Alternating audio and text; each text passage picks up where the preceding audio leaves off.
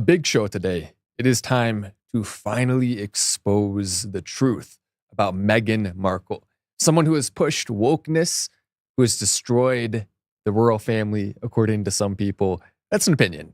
Maybe not, maybe so. But at the end of the day, she has been lying systematically, pathologically even, and destroying as much as she can culturally with the influence that she does have, with her millions of dollars in her mansions, enjoying the luxury lifestyle that she did absolutely nothing to earn for the most part, besides being an actress, not even a good one, in one TV show, which she only got as a DEI hire because she's part black.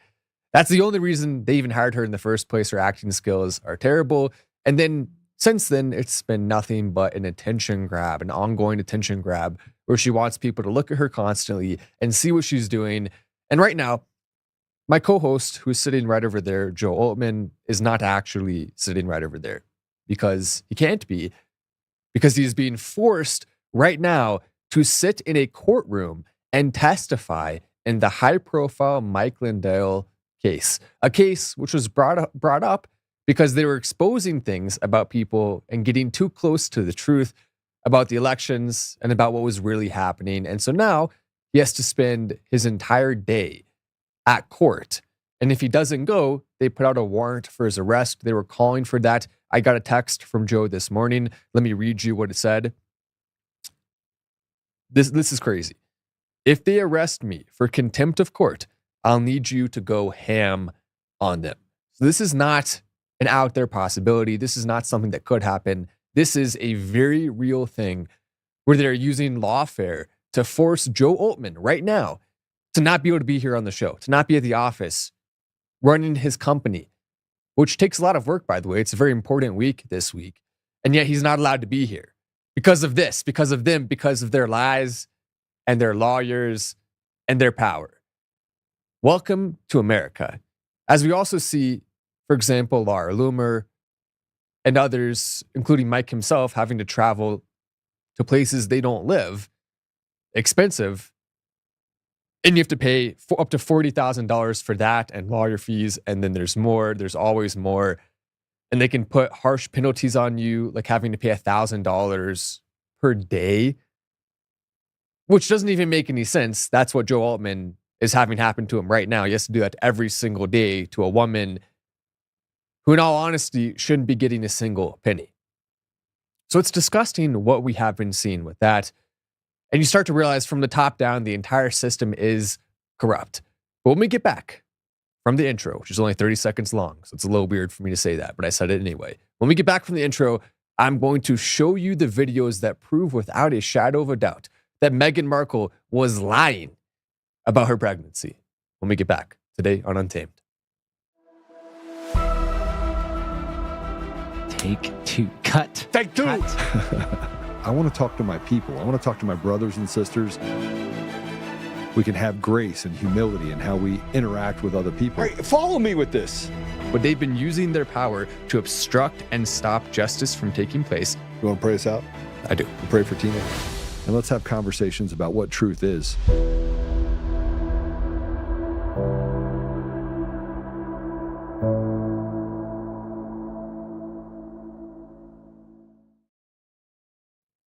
So this video that we're putting up on the screen right now was just posted today, showing Meghan Markle. This was posted by her team.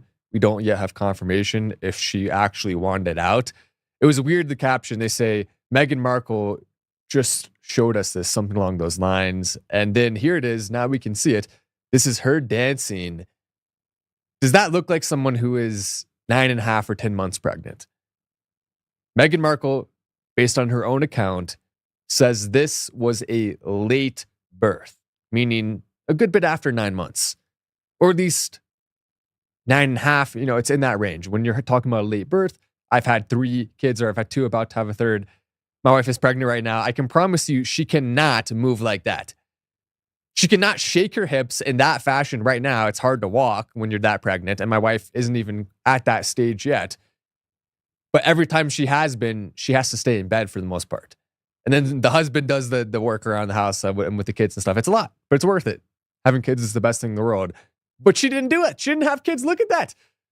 How fake can that possibly be? The way she's dancing, and you can also see it doesn't even look real. That's unbelievable.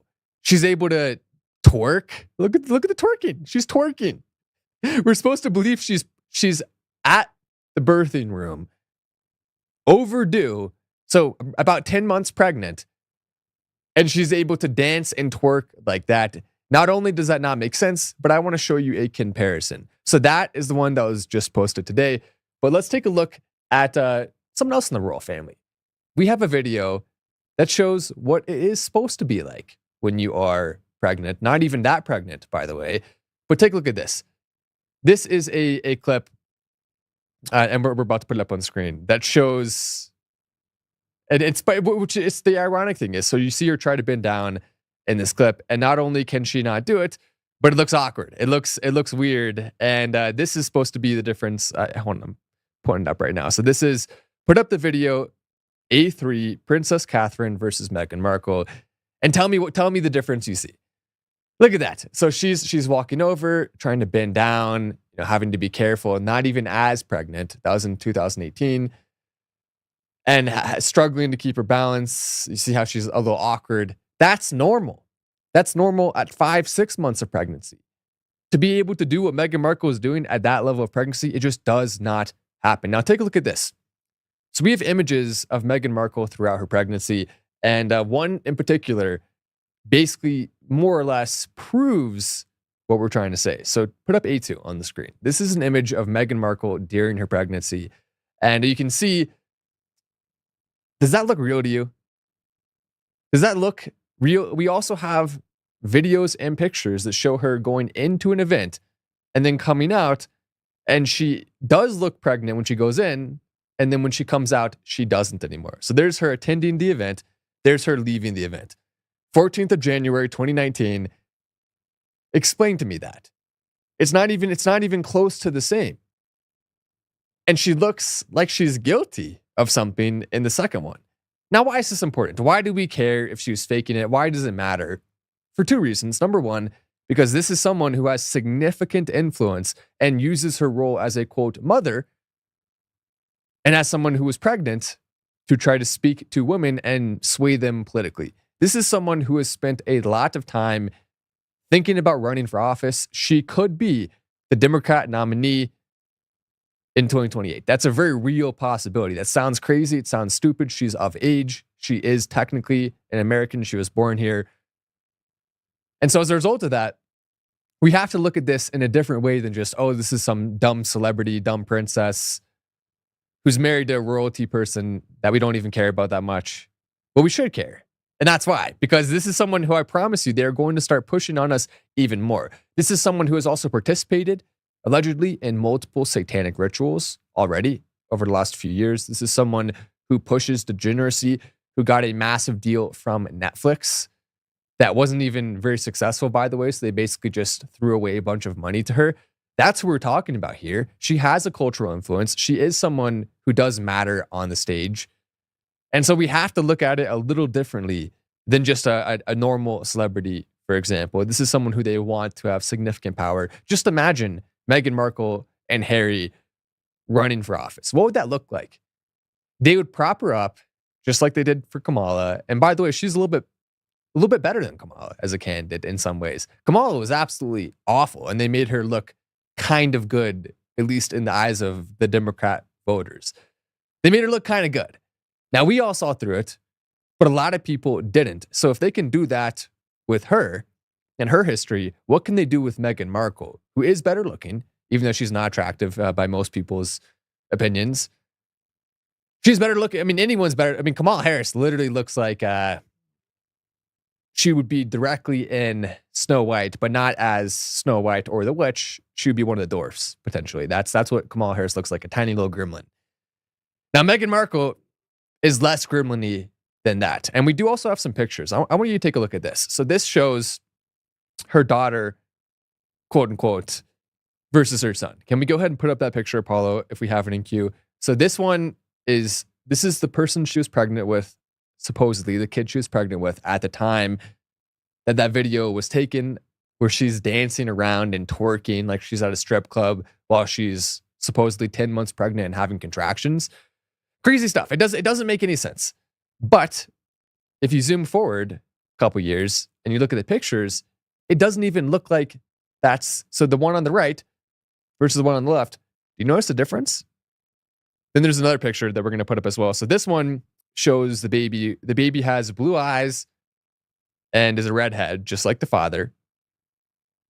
Whereas the probability of that happening would be extremely, extremely low.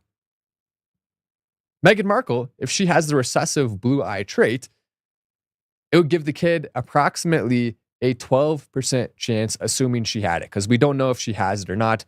Her dad has blue eyes, her mom doesn't. So maybe she has it, maybe she doesn't. But you can see there's the baby. The baby looks literally like snow. The baby does not look even remotely like hers. Now, maybe I could be wrong. If I am, I apologize. Maybe somehow Meghan is just the most flexible, athletic person in pregnancy of all time. And she's just capable of great feats of twerking while in the birthing room. Maybe that's it. Maybe somehow it magically happened. But I just don't believe it. I just highly doubt it. And I don't know why they would feel the need to lie about it. Was it for the kid? Because they want the kid to believe that. They know they're public figures. Maybe they had good intentions with it. Or maybe they didn't have good intentions with it. Maybe they're covering up the fact that Harry cheated on Meghan. Remember how they're going through turmoil in their relationship? But the only thing Meghan has going for her in her entire life is Harry. That's it. That's what her source of money. That's her source of fame and attention, which she loves the attention. Why else would you be posting a video of you twerking when you're about to supposedly give birth, unless you just are desperate for attention? Did Harry cheat on her and have a baby with someone else that they're raising together?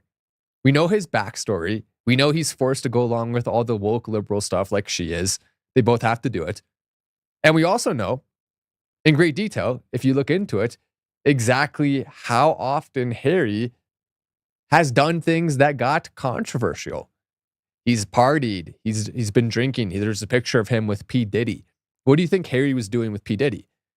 You think Harry, when he was at one of the freak-offs, may have found another woman that he thought was attractive? Maybe he was super drunk. Maybe he was high on baby oil. And they took a dive together into the bath full of baby oil, and out came a baby. You think that's possible? Is that maybe why they're trying to trick the world and convince us and convince even their own kids, maybe lying to them too? That's probably the more important reason why they would do that. But either way, it seems to me like a cover-up. It seems like they are intentionally trying to make it not leak out. The first kid, probably theirs. The second one, probably from an affair. That's probably the case. Is that mean? Are we being mean? Maybe. I don't know. But, I think it's kind of mean to try to destroy the culture of civilization and by hook, line, and sinker into all of those things, then potentially run for president. I think that's pretty mean and bad. I think that's something that Meghan Markle absolutely should not do, because if she does run for president and she does try to get in that position, or if she runs for any political office at all or tries to get more deeply involved in that, the result is going to be that more stuff will be exposed about them. We know what the royal family does. We know about the adrenochrome. We know about how they're involved in the trafficking. We know about the Diddy parties. We know about Epstein Island. We know about Epstein's trips to Europe and to the UK. We know about it all. And they're only going to be able to hide it for so long, because as we continue to investigate, we get closer and closer and closer to every single bit of the truth. It sounds crazy. Then you look into it and you realize, oh my God, this is actually real. This is something that they really are doing and have been doing probably since before even Harry was born. The history of the royal family, how do you think they got so unbelievably wealthy? Of course, taxation and the history of the wars and everything. We know all that. But how do you think they've been able to maintain such a status in the modern era? How do you think they've been able to maintain the control, the power, the money?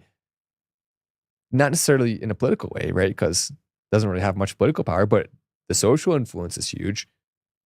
The ability to influence politicians is huge. Everything about it just shows you how deep we are into just this filth, this swamp. And the only way out of it is us exposing it. What other thing can we do? What else can we do? We still don't, by the way, have an update on Kate Middleton. and what she's dealing with health-wise. They're keeping that very much under wraps. They had a fake Kate Middleton that was going around. It was pretty obvious that was the case. So we're seeing just this massive difference all over the place. We're going to go to commercial break so I can post a link on X. If you want to go to my X right now and retweet the link, it'll be up there very shortly. So we're going to go to break. And when we come back, you're going to see the truth.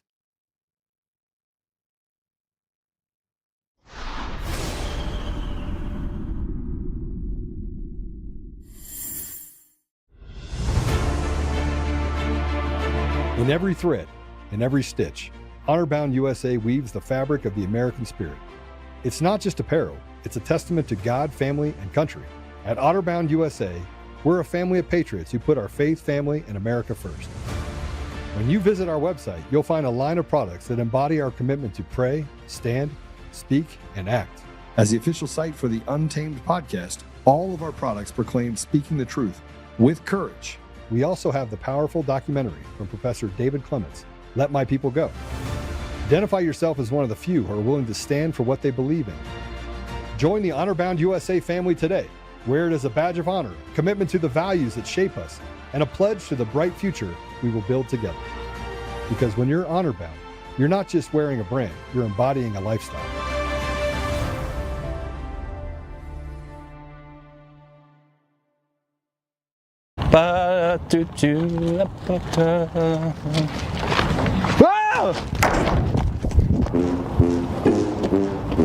Gabe! Dude, Gabe, something's in the dumpster. Whoa, what is that for? Something's in the dumpster, man. Well, let's use the burner. We don't want to wake the neighbors.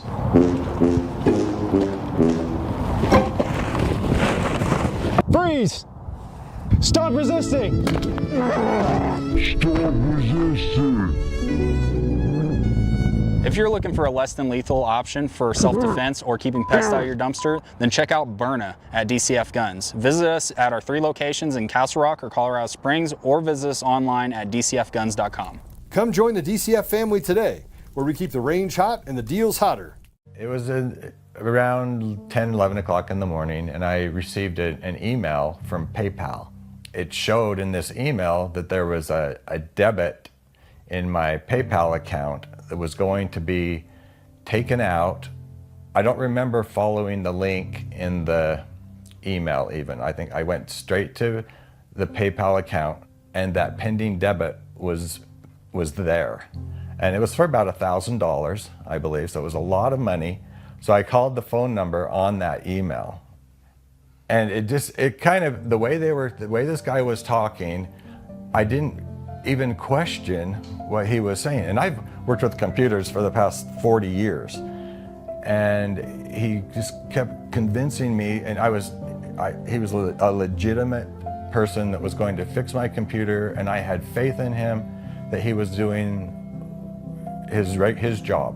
I got in the car and I drove, and I was just thinking, this isn't right. I've given this guy enough money to buy like 2 computers.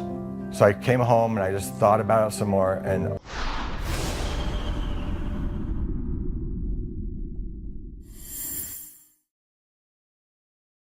No, I guess it's time to finally admit this. I didn't want to do it, but unfortunately, I have no choice. So the baby that Prince Harry had, turns out it was actually me and Prince Harry that made the baby. I didn't want to admit it on camera, but I have no choice now. That's actually my biological baby that you're looking at there. That's why the baby looks exactly like a combination of me and Harry, obviously. So for everyone who didn't take biology class, you know for a fact that's what happened. I'm admitting the truth. That's what happened, guys. That's why I'm so passionate about this. That's why I had to expose the truth. Now, does that mean I'm gay? Of course not. No, it's just a temp. It was, it's Prince Harry. What could I say? We just had a baby real quick. Me and Prince Harry did. That's what happened. Now, speaking of babies, Greta Thunberg right now is traveling. What, you think I'm joking? You think I'm making that up? How dare you? How dare you accuse me of making that up? Well, you think my wife and kids are going to watch this episode? Of course not. No, they'll never know. It's a secret. It's a secret just between you and I. They'll never know. Right now, Greta Thunberg is traveling to Gaza. And we took it a step further than most of the shows out there. You probably already heard about this. You probably already seen it online, but we actually were able to pull up the tracking of this. And I can tell you some of the stats on this. Greta Thunberg set sail over a month ago. She is now approximately 1/3 of the way. There she is on the boat. They weren't filming this at first, by the way. This is a luxury yacht. They're taking a vacation, basically, which is kind of funny. Now, on one hand, I will say, the cause, she's not right now currently protesting an evil cause like she has sometimes in the past, brainwashed by her parents into doing so. Right now, this is of her own volition, and she is choosing to do this because it is true that there are children that are right now being killed. That is happening. It's obvious, it's undeniable. We see the numbers, over 50,000 already dead, most of them innocent women and children. Even innocent men as well. We're not going to exclude that from our coverage. Some of the men also guilty. But regardless, that's a huge amount of deaths. And most of them, we know for a fact, are not soldiers or Hamas. It is people who are just living in Gaza that were deemed to be irredeemable. How can you deem a baby to be irredeemable? This baby needs to lose their life because when they get older, they could do something bad. That's your logic. So it's okay to take a baby's life? Absolutely not. And so that's why she's doing this. But at the same time, it's also kind of a joke. There's another video of it. I mean, that they're having fun. There's something that does look pretty awesome. It does look fun. I'll give them that. It's also a sailboat, but they're not even using the sails. They're using the engine. What happened, Greta? Where's the climate change? Why are you taking a boat all the way there? And what happened to the climate change? There's the captain of the boat. And there's women, men. You can imagine what happens in the bedrooms of the boat. Pretty obvious. I don't know if they're together. Maybe they're together, some of them. But it's clear what's happening here. And it's not necessarily that I'm making fun of the cause they're supporting, but I am making fun of this whole thing because it's just ridiculous. Oh, there's the sails in that, but they've taken it down by now. There's no longer sails up. Now it's just the motor that's doing all the work.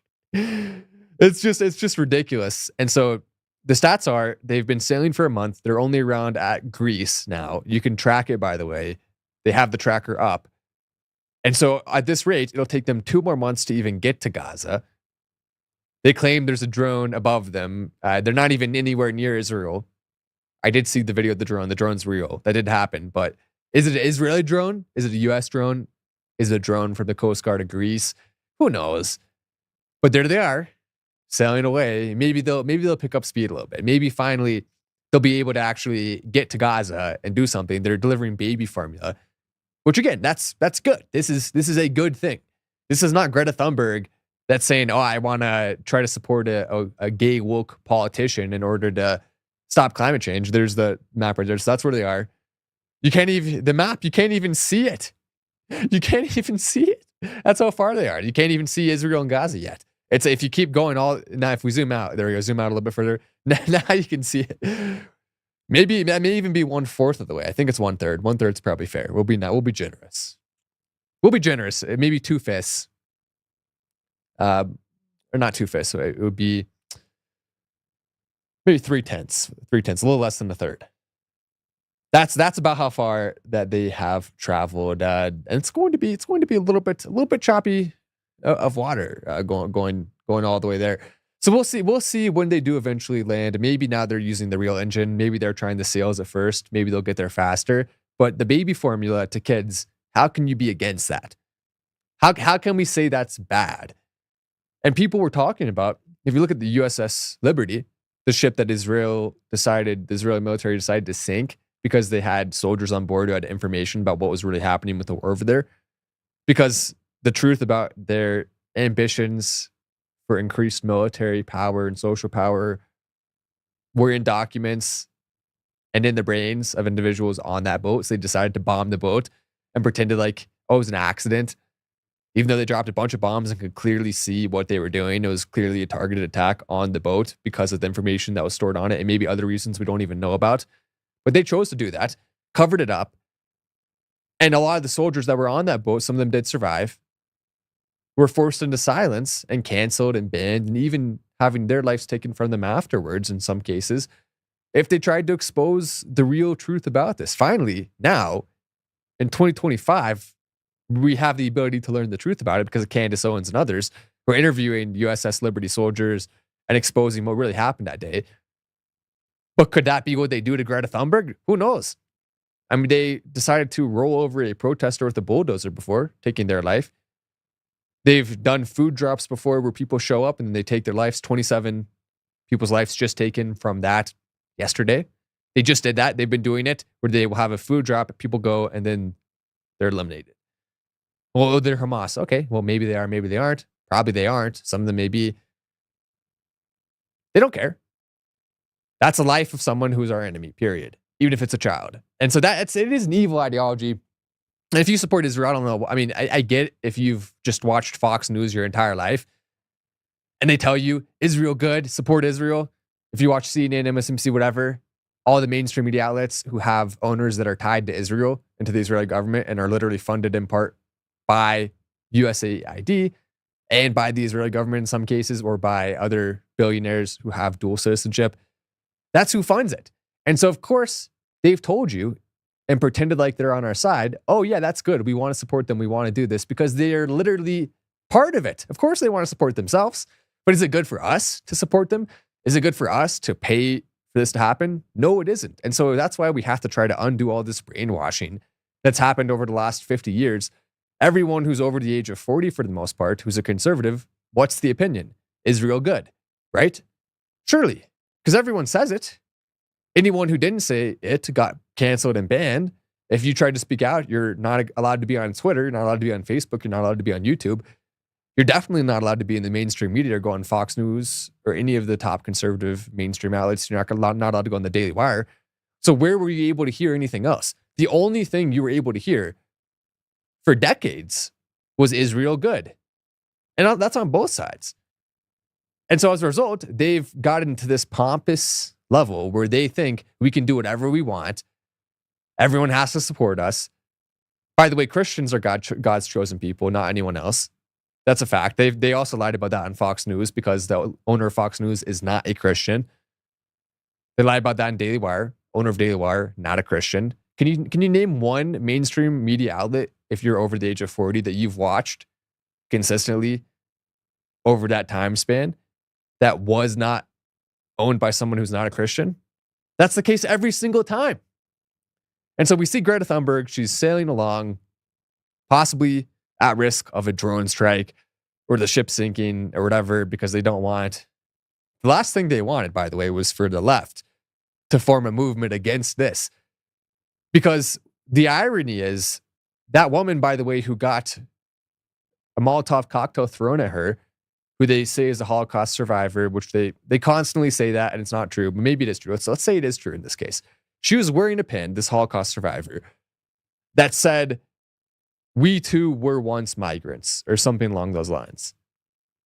Now, what does that mean? That means I support migrants coming now, which is kind of funny because so you're saying you support the guy who came from Egypt illegally under Joe Biden, who you voted for. You support him coming and throwing firebombs at you. That's what you support? Because your pin says you support that. So look at what happened. Look, the people who orchestrated the great mass migration movement are now the people who are becoming victimized by their own orchestration. Not just them. Everyone else is being victimized by it too. Our country's in utter chaos. $36 trillion in debt. Elon Musk is sounding the alarm that we're going to go bankrupt as a country, which will prevent any systems to be in place to take care of our children if they really need it. It'll stop us from going to Mars and going to the moon and being ambitious and growing as an AI economic power, as a crypto economic power, bringing Binance to the US, which is something that needs to happen, by the way. We absolutely need to have Binance in the US so we can have some amount of sway over them. They're one of the largest crypto platforms in the world, at times have been the largest in the world. And you have limited legal access in the United States? No. Make them fully legal here. It's just common sense. The SEC just dropped a lawsuit under Trump, which is a big first step. Now make them fully legal in the United States. It needs to happen immediately. What are we waiting for? Make it fully legal, become a crypto hub, but also stop falling for the propaganda. Stop falling for the forever words. Stop listening to news stations that are not owned by Christians. The only type of news you should listen to is Christian-owned news. That's it. Listen to Untamed. We're Christian-owned. We care about our values. We're a Christian country. We're not going to lie to you and pretend like Christians aren't God's chosen people when we know that that is the case. We're not going to lie to you and pretend like it's good to support a foreign government just because our Congress says so and they're paid by AIPAC. We're not going to pretend that's the case. And by the way, the interpretation of the Bible that says that Christians aren't God's chosen people is not only faulty, but it goes against common sense, because there is no group of people right now that has more than 50% genetic similarity, besides some of the Samaritans, it's only some of them, to the people who were around at the time of Jesus in that group. No one is more than 50% genetically similar. Race mixing, other stuff, people mixing, groups of people coming together, it has led to, over that span, which is a long time, 2,000 years, to no one having more than 50% resemblance. So even if that was the claim, okay, I'm 17% God's chosen person, I'm 1% God's chosen person, that's not logical. The logic is, if you become a Christian, you are God's chosen person in the story. It's so obvious, and yet they've been able to trick all of us for decades. They've been able to make it look like, even now, there are accounts that are trying to make it look like Greta Thunberg is somehow the evil bad guy in this scenario. Now, I did see one comment, which it was a joke. It was kind of funny. Some guy was like, I'll lay off Israel just for someone who's critical of Israel. I'll lay off Israel just for a little bit if they just do this one thing, alluding to taking out of the boat, carrying Greta Thunberg. Obviously, it's a joke. No one should be, maybe it wasn't. I think it was. But no one should be calling for that. Still funny, though, in a way. As long as it doesn't. If it happens, then it's no longer funny. If it actually happens, that is a real possibility. And they could just say, oh, we didn't mean to do that. It was an AI automated system from Palantir that accidentally did it. Oops, a missile fell on their boat and took out everyone on board. Oops, didn't mean to do that. That's the last thing they want. The people who they brainwashed are now turning against them for the reasons they brainwashed them. The entire thing has been flipped upside down. You can't just kill children. It's not okay. You can't use our money to do it and expect us to be okay with that. Somehow Trump supports it. That's the least. Trump is awesome. Everyone knows Trump is awesome. But that specific thing about him and his willingness to give over power to the big tech companies like Palantir, who are owned in part by the Israeli government and controlled by them, that's scary. Because if even Trump is willing to capitulate to them, then who's going to stand up? And he did just fire 3 people who were super Israeli government first on policy. He just fired them. That's a positive thing. 3 people in his administration. So we see glimmers of hope within Trump. And we know Trump is capable of seeing the truth. He's capable of being a strong leader that really makes a big positive difference. But step 1 is stop giving these big contracts to military companies. Just stop doing it. It's not going to work. It's not going to help. And the more you try, the worse it gets. Now we have a clip of Greta Thunberg explaining why she's doing it. Listen to B4. This clip gives you an idea of what her mission is, what her goal is with this endeavor. In the event that there is some kind of interception, all of your lives are at risk. Why have you chosen to do this, you and the 11 others that have joined you? I mean, we cannot just sit by and allow this to happen. We are watching, all of us on our phones are watching a genocide happening, following decades and decades of systematic oppression, ethnic cleansing, occupation, and we are just human beings very concerned about what's happening and do not accept what is going on. So therefore we have promised ourselves and we have promised the Palestinian people to do everything we can. And if this is something that we can do, for example, for me personally, if I, for example, have a platform or something, then I have to use that. In times of injustice, we all have a responsibility to do something, and we are trying to do that and step up when our governments are failing to step up and, on the contrary, are complicit and are supporting and enabling this genocide to go on. Is anything she said wrong? Now, forget about, obviously, she said a lot of wrong stuff in the past. She was used by the elites to push climate change as a child.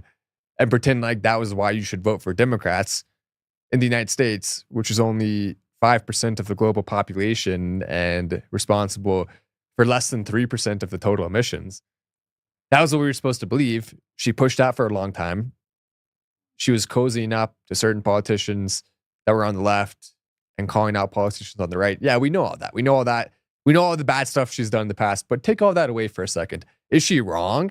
Is anything she said wrong? I mean, there is a genocide that's happening right now. That's a fact. You may not like that I'm saying this, or maybe you do like it, but it is true. We can see the videos. We know it is happening. We can't be convinced that it's not. And they can say, oh, well, they're hiding behind Hamas, whatever. Really? 50,000 people were hiding behind a Hamas soldier to the point that you couldn't just send in a specific targeted operation at that soldier. You had to kill the 30 kids that were in the building too. That's what you had to do. Making up the number 30 million as an example, but that's what's happened. We've seen hospitals, schools getting struck. You're telling me you couldn't have sent in soldiers? Yes, the death toll of the Israeli soldiers would be higher. That's what war is. War is you have your soldiers that are going, some of them are going to lose their lives in order to accomplish the mission. And Israel said, instead of any of our soldiers losing their lives, we're just going to bomb the entire thing.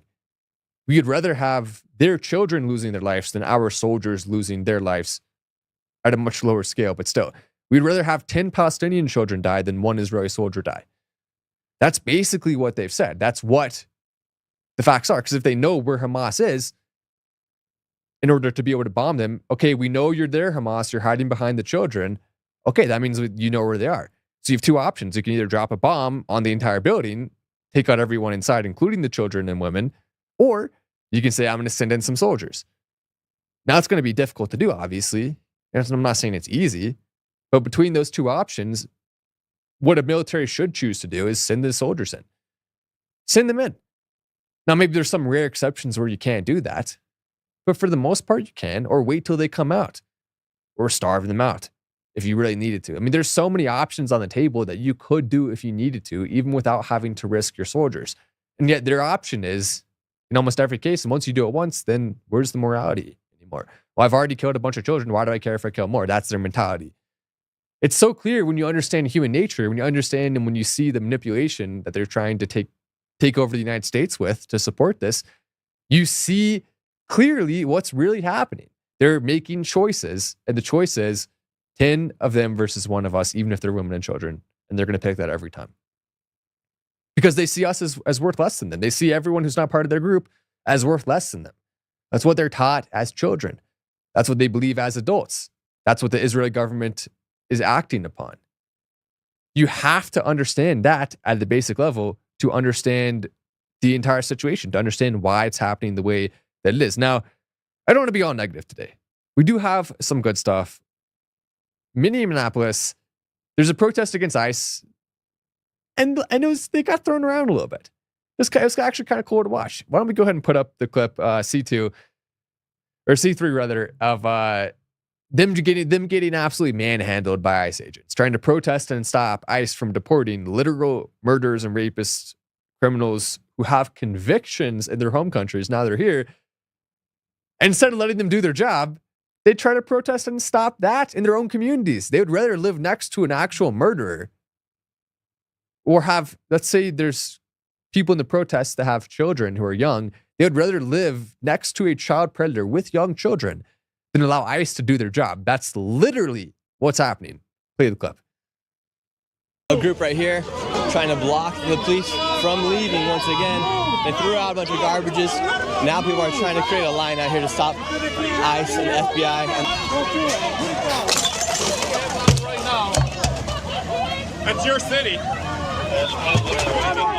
So get the fuck out! Fuck you! Fuck you! Fuck you!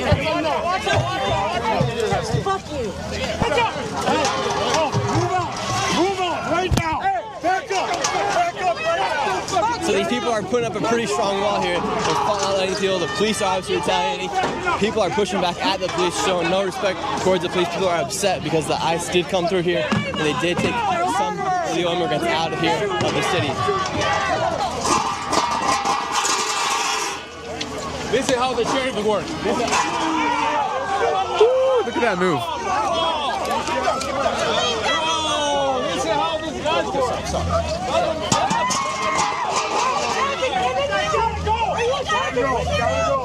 Push it through. Fucking dumb fucker. Push it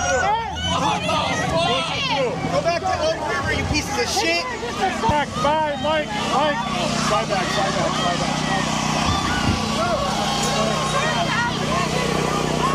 Look, you had this guy taunting and messing with the police.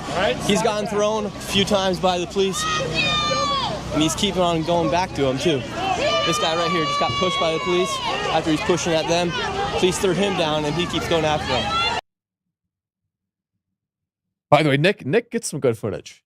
Nick gets some good footage when he goes out there, and that is a good. I mean, that's wonderful reporting. Staying right there in the danger zone, where something could be thrown at him, and he's getting the footage, and it shows you how crazy these people are. They're trying to take out a bus, and we know the rate right now. ISIS current, and by the way, even if they were just arresting people who are here illegally and had no criminal history, that's still a very good, positive thing. We're making it sound like it's only good if it's criminals. No, all of them who came here illegally broke the law and are criminals because of that and should be deported right now, or else we're not going to have a country anymore. On average, there are negative 200,000. Everyone who is illegal and of illegal descent is negative $200,000 over their lifetimes against the system. So every time you deport someone, you're saving $200,000 on average. That's not the case with every single person who's here. Some of them are contributing members of society who are great people, but the majority of them are negative 200,000. And when you're deporting criminals, you're probably deporting negative 400, negative 500,000, because that's the average, which includes some people who do pay in surplus.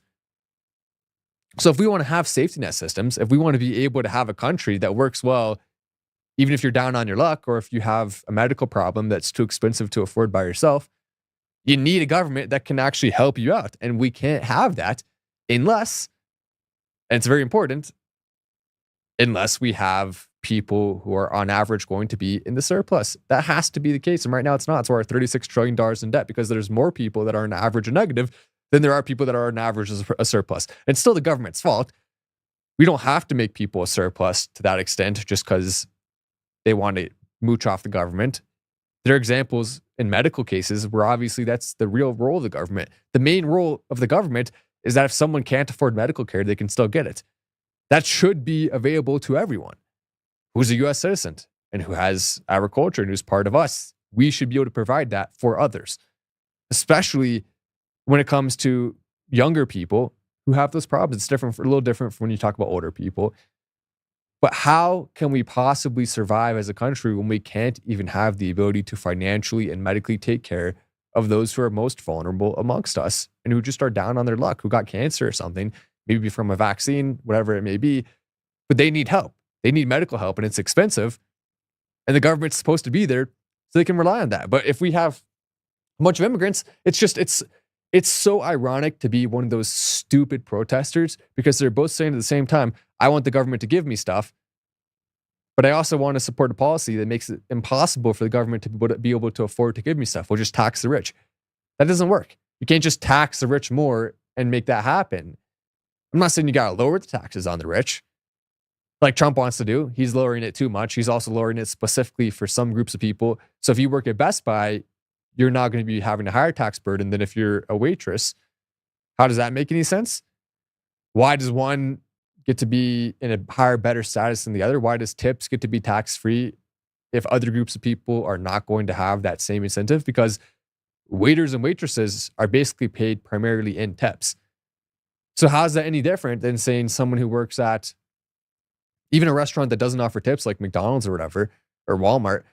How is it any more fair to give someone no tax on tips when someone's working at Walmart and they're supposedly making around the same amount before tax, but then after tax, the waitress is now making $15,000 more, or however much it is, $20,000 more. How is that fair? Explain that to me. It's not fair. So why is it being pushed? And I get it. Okay, we love Trump. Trump is awesome. I've always loved Trump. I've always thought he was awesome since I saw him on The Apprentice. He's always been a good guy. We've always loved him if you're the type of person to love Trump. But we're just supposed to watch the stuff that's happening that's clearly wrong, that's clearly going to hurt us more and take away our systems. And we're supposed to just pretend like that's not a problem or that we're okay with it because we think Trump is awesome. How can we morally do that? How can we not call out the truth? Everything I'm saying today on the show is the truth. Controversial, maybe it is, maybe it isn't, but I'm not being paid by anyone to say anything. I don't have a specific motivation other than just protecting white people and protecting Christians. That is a motivation I have, but it's not influencing my opinions on some of these major, I mean, it is influencing some of my opinions, but it's not influencing my opinions on the major policies. It's not influencing whether or not I like the bill or not. That's just based on looking at the numbers. Is it sustainable? Does it make sense? Does it actually work? Is it fair to people? And it's not. And there's so many examples of that. And it's not even to include the AI regulation part, which Marjorie Taylor Greene doesn't like. That's just one tiny thing. There's so many things. And so we have to start looking at politics differently. The election isn't going to be for another 3 years. We have 3 years. We don't have to worry right now about public opinion. Everyone will forget what happened in a year. Midterms also matter, but people will forget what happened by then too. That doesn't matter. It doesn't matter if we criticize it now for the election. That's not the problem. And if we have the influence to make the election go a certain way now, then we're going to have that same influence, maybe even more, at the time the election actually happens. So then we can just say, okay, now we want to support this. Now we want to do this. So it's not something to be angry about that we're calling out the truth. It's something that needs to happen because then maybe Trump will say, maybe everyone is against it. Maybe I am getting a lot of pushback. Maybe we do need to make it better. Which it's super disappointing and upsetting that he didn't do that in the first place. But at least now he's doing it. At least finally, we get the ability for Trump to have to reflect on this, and for the people who wrote the bill in his administration and for the people in Congress who decided to vote yes on it, we get an opportunity for them to reflect a little bit. Am I really okay with throwing our country even more into debt in order to enact unfair tax policies that don't actually make the tax system better? Am I really willing to do that? And by the way, the reason why they can pass this is because once a year, really technically it's 3 times that you can do it based on different discretionary things. You can pass a bill without having to have a supermajority. And so this is the one opportunity we get. It's going to be hard to pass a bill for mass deportations in a year from now because you don't want to do that during the midterms. You don't want to pass you want to pass the mass deportation bill now. We only have a little bit longer left in order to be able to do that. And so if they don't put forward a good bill now, that also includes a significant portion of the budget for mass deportations. Every time you do that, you're saving an average of $200,000, maybe more if you talk about the impact of the children, right, who are going to have legal U.S. citizen status. That's actually the biggest reason why. But even the illegals, oftentimes they will still get government programs and benefits, even though they're illegal, because that's how the Democrat cities and states have set it up. They can access it through the state systems, even if they're illegal. That's why you have to pay 13% tax in California on top of the tax you're already paying. Because who else is going to pay for all the illegals? So basically, what is being proposed is for the entire country to be turned into California, where our tax rate is going to be 30% on the state level in order to pay for all the illegals and their descendants that are now in the country. And to pay for the massive national debt, which is now at over $1 trillion a year just on interest alone. We got to pay for all that. We have to work for all that. We have to do that before we can start buying products from other countries that improve our quality of life. Then we have inflation that makes it even more expensive for us to do that. So we're screwing everything up for no reason. It's not hard. We can fix it right now. The biggest thing we could do is just cut right now $700 billion from the military budget. Just do it. Done. It's happened.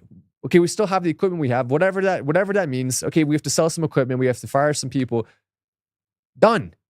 Then at least we're going to have the ability to take care of some of the things we need to take care of. Then you deport people. If you deport enough people and you cut the military budget massively, then we're not going to default on the debt. We're not going to have runaway inflation. We're not going to have an extreme problem long term. And it's still going to be a big burden because they've already ran it up before we even had a chance to do anything. But it's going to be way better. We can fix it. We can fix it right now. The bill could be proposed that would probably get passed that could fix it right now. Trump has that ability. It's not like he has to get more people in Congress. We already have a majority. He doesn't need more people. He can do it tomorrow. Tomorrow he can have the bill on his desk that makes it all better. That makes it to the point that we do have a path out of this that's sustainable, hopefully. Still a risk, but way better because at least there's hope. How is this not common sense? How is no one shouting this from the rooftops besides a few people? How is anyone willing to put their loyalty to Trump above their loyalty to our future? We can't do it. And the more I think about it, the more it upsets me. Take a look at Cut 4. So here's another protest video. We're gonna watch this again because it's fun. It's fun to watch these little protesters get thrown around.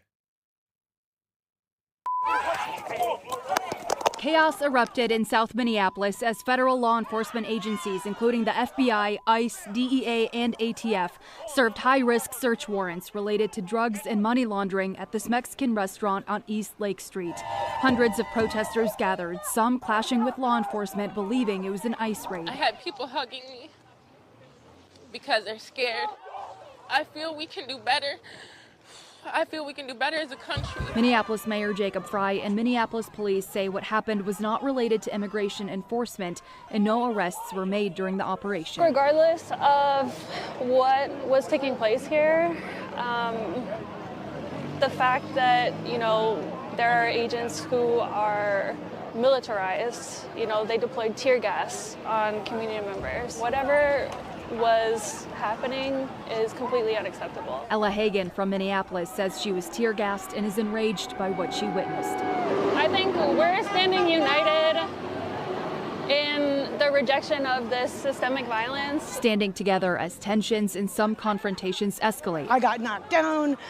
I still haven't my adrenaline is still really high up there. Andrea Stearns from Minneapolis says she was helping direct traffic to keep other protesters safe when a driver hit her. And he stopped. And then I had my hands on the roof of his car, and then he gunned it, and he sped about 40 miles an hour down to the corner here. That's when Stearns says protesters deflated the driver's tires and surrounded his car until police responded about 45 minutes later.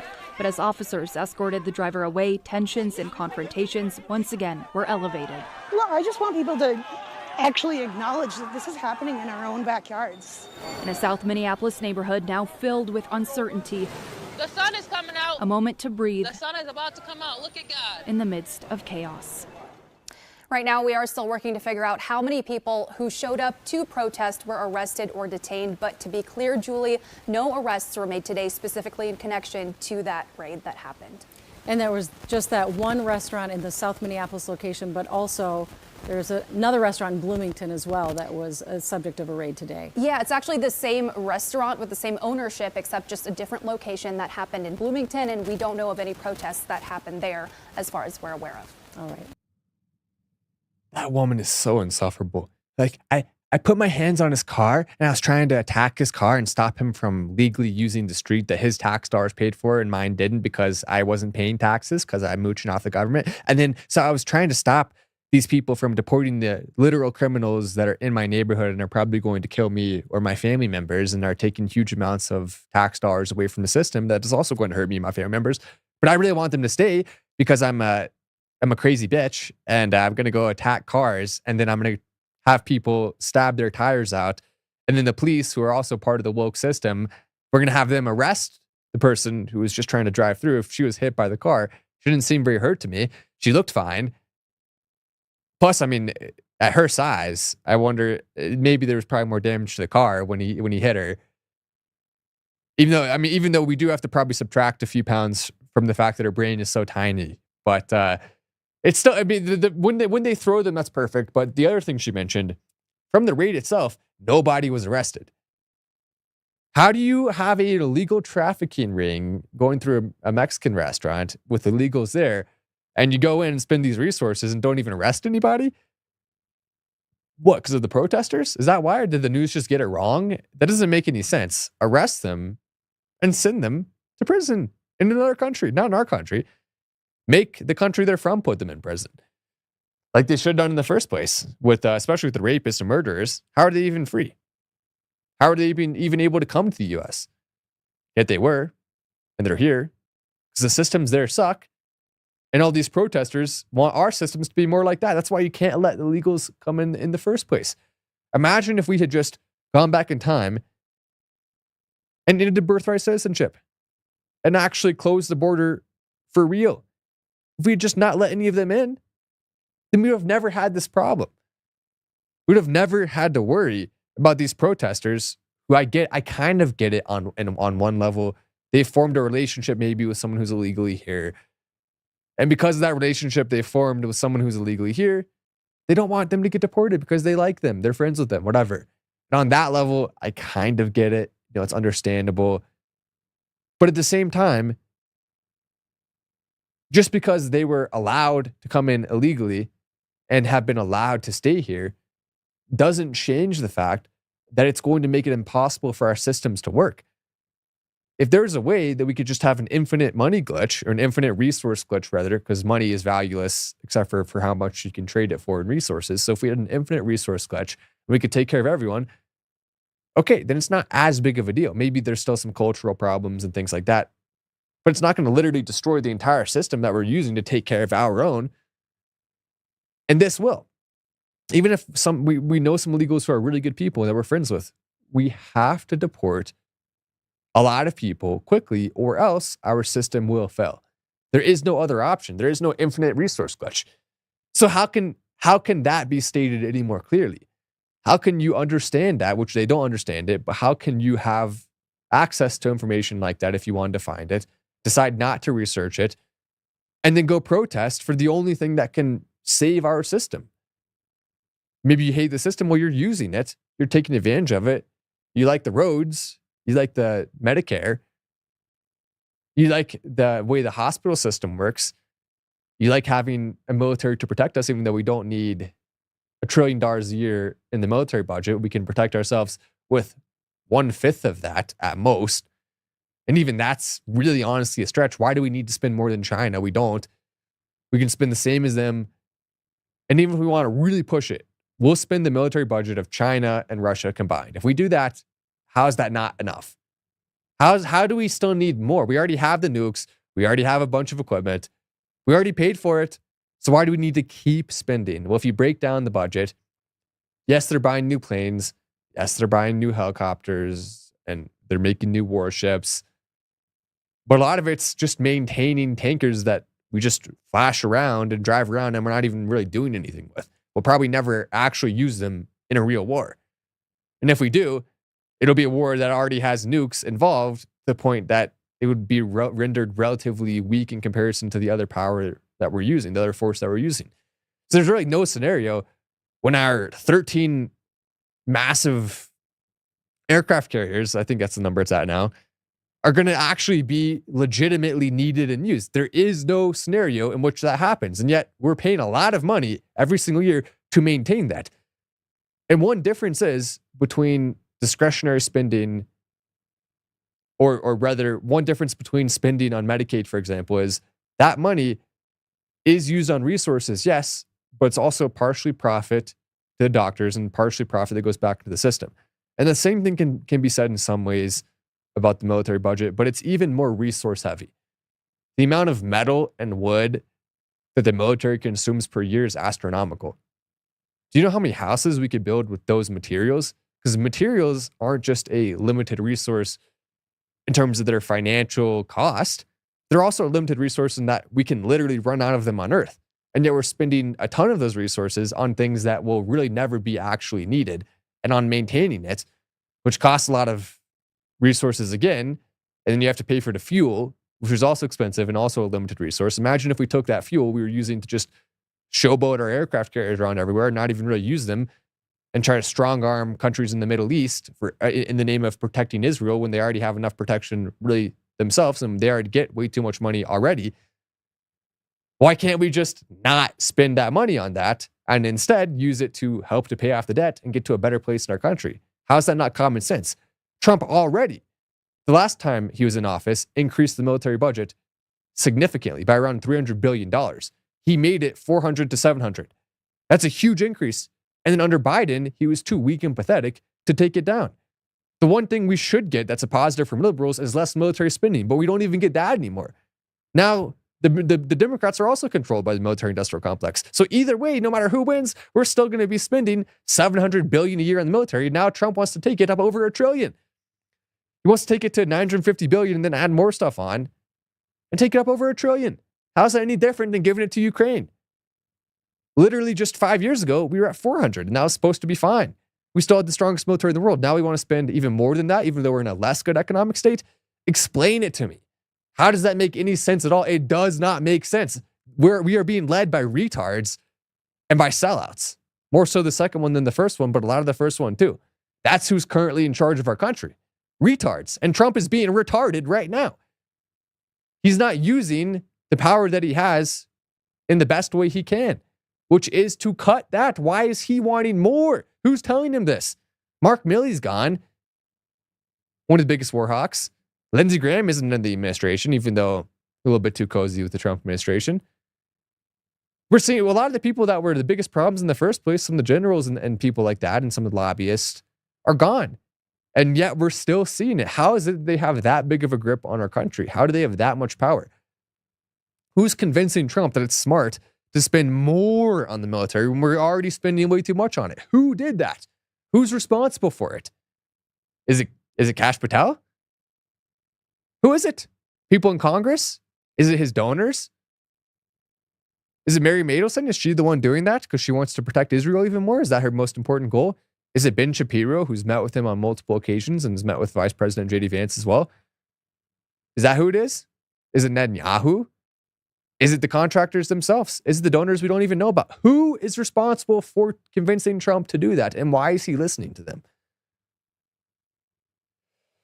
Well, welcome to 2025. Welcome to 2025, where the only person I have not, who else, have you heard anyone else say what I'm saying? I didn't hear this from anyone else. We've done the research. We found all these numbers. We've been looking into this for years. Who else? What other show is saying this? How are we the only one? Is everyone else blind? How are we the only ones that are able to expose this eloquently? Why can't everyone say this? There's some other people doing it. It's not just us. But why isn't it everyone? How is there anyone who is a social media influencer that doesn't clearly make this distinction and publicly state it? How is it that we have a choice, destroy our country economically and lose all of our systems, or have a chance to rebuild and make it better than ever before? And the majority of people on both sides are choosing the first option. Almost everyone on the left, but most people even on the right. And the people who can do something about it, the people who have a voice, would rather make money from the Trump administration, get a little bit of pocket change, couple $1,000 a week or whatever it is, take advantage of these offers, and get invited to the White House maybe even to get the fake Epstein documents. They would rather do that than reveal the truth, than expose the numbers and what's really happening. Why am I not allowed to say that this is bad when it clearly is? Just because, we want the midterms. Well, who even cares about the midterms if we can't get the politicians that we already did get in office to do a good job? Trump can, right now, he can pick up a phone right now and say, hey, we're changing the bill. We're going to make the bill good. We can do that tomorrow. He could do it right now. He could do it yesterday. He could have already done it. He could have never proposed this bill. It's okay, guys. I just proposed the bill. It's going to be great. It was a fake bill to make you think it was going to be bad, so everyone would be against it. And then by comparison, this new great big golden bill, the real bill, looks so good by comparison. You see, it was 3D chess, reverse psychology. I got you again, the perfect bill. Here we go. See, lower military spending. We're going to deport all the illegals. It's perfect. Please, Trump, please do that. Please be playing 3D chess right now. Please be a super secret genius and just say, haha, I got you. I want that to happen so bad. Now, Elon Musk's son probably wouldn't agree. Go ahead and put up the clip of Elon Musk's son, who has now become a woman, apparently. Good luck with that. Dancing on social media. That's not embarrassing at all for Elon. Yeah, there's the first clip. So that's the gay dude pretending to be a woman. This is a different clip. We're going to play the Elon Musk kid clip next. So this is the gay dude pretending to be a woman. And if we can turn up the audio. Listen to what they say. So we'll go to this first and the other one next. Listen to what they say. Your own children will. Your children will see us. Your children will love us. And your children will join us. Ugh. My children are going to do what? My children are going to join you? My children are going to cut off important parts and dress as the opposite gender like you? They're going to love you and support you? Why? What have you done to deserve that? All you've done is mutilate based on a confused and outdated, outdated is probably a dumb word to use. It is outdated. It was outdated in 2020. It's over now. The woke movement's over. But if we want, we can use a better adjective because it's still a modern thing. It's a modern thing. This didn't happen before. So you want to use that ideology to try to get kids to support you, which comes down to the real fetish that most of these people have. And it's not often. There are some people who are legitimately diagnosed with a medical condition called transgenderism. It is a very, very, very small percent of the population. It is some people, though. Some people do really have that condition. But most of them don't. And most of them secretly, and not so secretly anymore, unfortunately, are attracted to children. That's the real fetish behind it. They can go in locker rooms with little girls. They can go in locker rooms with little boys. They can go and enjoy this sick, pedophilic lifestyle where they're trying to push all these things on more children and get more children to join it and be part of the cult. And he just said it out loud. That dude with a wig on, pretending to be emotional like a woman.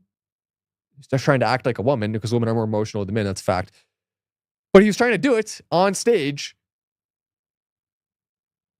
And it's just so pathetic. It's just so evil. No, you're not actually going to make my kids go into a group of people that has the highest rate of depression and the highest rate of suicide of anyone because it's not real. Because the reason why you're part of that group is because you were brainwashed by a group of people. You were brainwashed. You were brainwashed into supporting and believing those things. And now you're trying to get other people to be brainwashed too. Well, I can tell you right here, I'm going to put a big line up. You're not going to be having any ability to try to convince my kids. You're not even going to be able to talk to them. You can't talk to them. They're not going to see you. They're not going to care about you. And to the point they're old enough to be able to, they're going to be disgusted by your lifestyle and by the way you act. You're not going to be able to get them when they're impressionable. That's what you want. You want to be able to take them when they're in kindergarten, when they're still impressionable, when you can make them believe anything you want them to believe.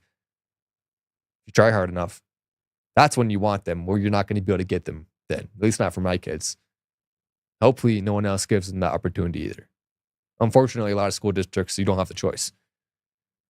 Which sucks. It sucks for parents out there. But if you do have the choice, if you do have the ability to not have your kids be indoctrinated and brainwashed, especially if you have girls, it's even more important, then do it. Absolutely do it. Now, speaking of kids that have been brainwashed, this is Elon Musk's son, who's dancing and trying to pretend like a woman. It's just so attention grabbing. This is Meghan Markle syndrome. Meghan Markle syndrome, where you just gotta shake around on camera for attention. It's not even a business. Not even trying to make money from it. I already have money in the case of Elon Musk's son, obviously, because you're Elon Musk's son. And the mother, by the way, is supportive. It's the mother's fault, not Elon's fault. Elon's fault in a way, because Elon still could have probably helped. But I guarantee you that Elon Musk's son is not part of that tiny percent of people who really have the condition. Elon Musk's son is someone who wants attention, is trying to get back at their father, maybe has some homosexual tendencies, possibly, almost certainly, and therefore is dancing around like a clown on camera, pretending like a woman. We can all see it. How are you not embarrassed by that? How do you post that and feel good about yourself after posting that? Well, because it's not really about getting respect. It's about getting attention. I feel good about the attention I'm getting. I want to feel like I'm part of something. I want to get back at my father. Now, he wasn't in his life enough growing up, probably. Elon's a very busy guy. Taking care of humanity a little more than he's taking care of his own kids in some cases. Now, it does seem like with X, maybe that's changing a little bit. He seems to be spending more time with X. So maybe he learned a little bit that is important to him. More so than it could have been. Also, with divorces and custody and everything, it is difficult. Now, combine a divorce and custody with running trillions of dollars in companies. Yeah, good luck. It's gonna be tough. It's not gonna be easy. While running 5 of the biggest companies in the world, and trying to see your kids, and trying to manage not just one kid, by the way. You won't have to see 13 kids while doing that in legal battles in some of those instances and custody battles. How does that end up working? It doesn't. And so that's the result. And his other kids, by the way, for his credit, do seem to be more normal and have turned out relatively well. They seem to be smart. They seem to be ambitious, hopefully. It wouldn't be a bad thing to have more really, really smart people who are able to innovate and help the world. That's not a bad thing. So I'm a little bit more, typically family structure, we want to be supporting that fully, but I'm certainly more lenient in the case of Elon Musk because of the fact that he has made serious and significant contributions. Because of Elon, you can now go live off grid and still have Wi-Fi. Because of Elon, you can drive around without having to actually drive, which I don't own a Tesla. But I definitely need a Tesla. That will be my next purchase. It will be a Tesla. I'm waiting because I know what's coming next in the Tesla line, and I want to wait for that, and I can't reveal it yet. Probably shouldn't have even just said that. I probably shouldn't have just said that. But let me just put it this way: I'm waiting. I'm waiting a little bit longer, and it's going to be worth it. Now take a look at this. So this is D3, Karine Jean-Pierre. We talked a little bit about her yesterday in comparison to the new press secretary. She's obviously way worse. I was critical yesterday, but go ahead and play this clip. Go ahead and play the clip of Karine Jean-Pierre. This is great. Hi, I'm Karine Jean-Pierre, and I am the author of a new book that's coming out this fall called Independent. It's coming out on October 21st, so please do grab it. And the reason I wrote this book, coming out of the White House, serving as White House press secretary was an honor and a privilege. But since I have left, the people that come up to me, strangers that come up to me just across the country as I'm traveling, and sometimes right in my neighborhood, at a grocery store, supermarket, airport, my daughter's school, the number one question they ask me is, Karine, how do we get out of this? How do we protect our democracy? How do we protect vulnerable communities among us? What do we do next? Because we don't have answers here. That's what they ask me. And this is my answer. And what I mean by that is, in an era of misinformation, disinformation, the regressiveness of social policy, what we're seeing currently right now, what I have decided to do, and I really have thought long and hard about this, is to follow my own compass. And that's what I've done. And that's what this book does. And here's the truth. And here's how I will lay it out to you.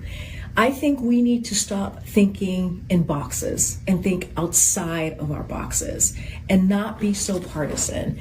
And the way that I see moving forward in this space that we're in right now is, if you are willing to stand side by side with me, regardless of your how you identify politically, and as long as you respect the community that I belong to and vulnerable communities that I respect, I will be there with you. I will move forward with you.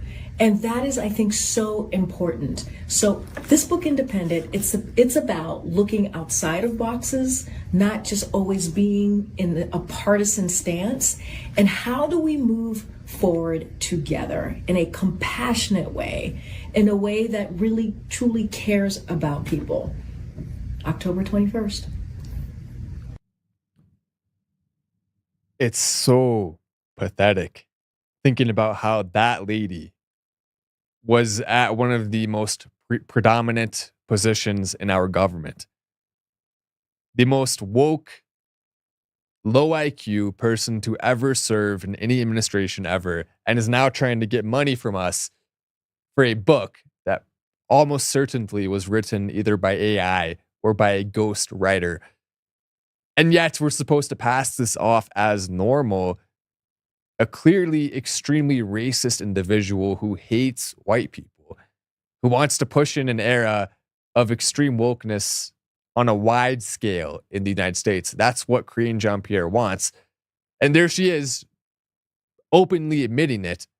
How do you not feel extremely embarrassed as a result of that? How do you still continue to think you're on the right side of history when you're talking about marginalized groups in a country that gives way too much already to people, to the point that we're $36 trillion in debt? Have I mentioned that before?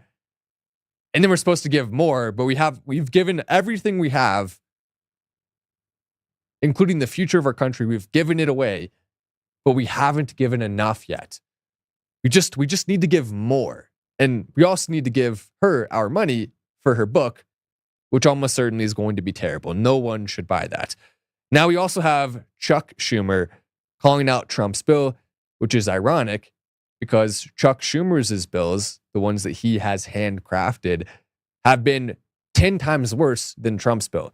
There's things I criticize about Trump's bill, and rightfully so. There's a lot of bad things in it. There are some good things in it too. Maybe I'm being a little bit too mean, right, to Donald Trump. But Chuck Schumer is the last person that is allowed to criticize this bill. If it was his choice, instead of 2.5 trillion more in debt added on over the next 10 years, it would be 10 trillion more. And he doesn't care at all. Not even a little bit. Go ahead and play the clip. And we all know one thing. Donald Trump is just lying about the bill. Lying about the bill.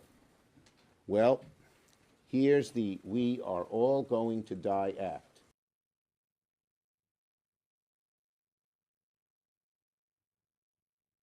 We're all going to die. Okay, Chuck. Okay, you slimy little weasel who's infiltrated our government for decades, who's responsible for some of the worst policies that we've ever seen in the history of the world, not even just in our country, in the history of the world. And you're the one that thinks you have the right or the ability to criticize it. He's criticizing it because he wants more power and more money to go to things and causes that he supports. Now, Trump can save it. Trump can make the bill good. It's relatively easy to do. And I don't think it's going to pass the Senate in its current form, as it should not. But once he makes it better, there's a redemption there. And Chuck Schumer will still be over there yelling into the microphone like a crazy old man, trying to explain to Trump why his bill is the death bill. No. Chuck Schumer, the only reason why Trump is in this position in the first place, where it's so difficult to craft a good bill, is because your side won't let it be even better. Your side got us this far into debt. Your side let in all of the illegals. Your side made it to where we can't have a good bill pass, to where Trump is trying to appease these donors rather than the people in his first iteration. That's what your side did. So you're someone who needs to go and live in a retirement home, not someone who needs to be putting up a piece of paper and trying to influence us even further downhill, even closer to Satan. So with that said, I'm very much looking forward to hearing Joe and his update from court. Being in court right now as we're speaking is not fun. It is boring. If you've ever done jury duty before, you may be familiar, but he is being forced to go through basically an endurance ritual, which he's more than willing to do. He's willing to make that sacrifice. He is willing to fight. Not everyone is. Joe is. He doesn't take this as a hit against him. He takes this as an opportunity to hit back. And that's what I love about Joe. That's what we all love about Joe, right? So hopefully right now, as we speak, he is eviscerating verbally every argument they have. He is showing the truth. He has the power of God, and he is doing the right thing. We know he is. God, help Joe to have strength.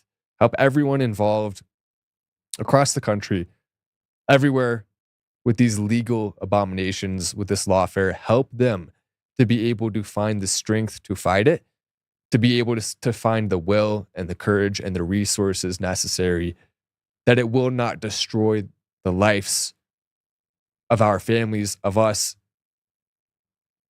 and put these people who are doing this in a position where they can see your light, where they can see the truth. They have an opportunity to go from being bad and doers of evil to doers of good. An opportunity to go from the most evil place to a place of love and God and light and Christ. Few people right now seem capable of that transversion. Few people right now who we are watching carry out these acts seem like they're capable of it, but you know, God, that they are.